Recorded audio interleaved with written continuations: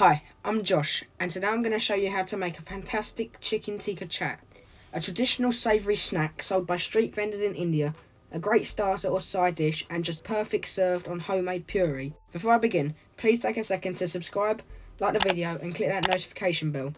Thanks. On a medium heat, add the oil to a pan. When hot, add in the sliced onions and fry for a couple of minutes, stirring occasionally.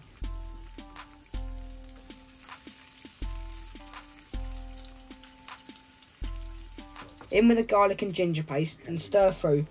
Allow to fry out for around 30 seconds for the strong smell to disappear.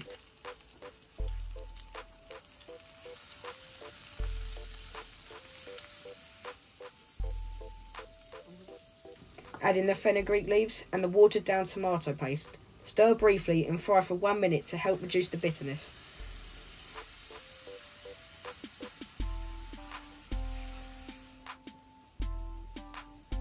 Now in with the mixed powder, chilli powder, and tandoori masala powder.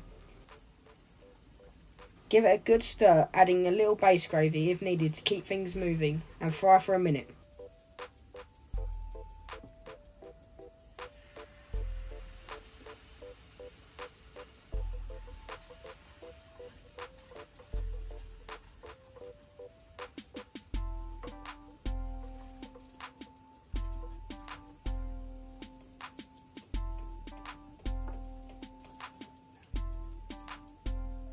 Add the chicken tikka,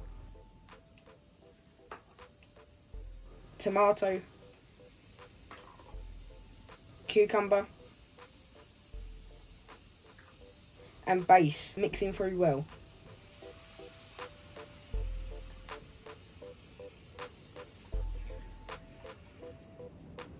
Allow to fry for a couple of minutes before stirring through the chaat masala.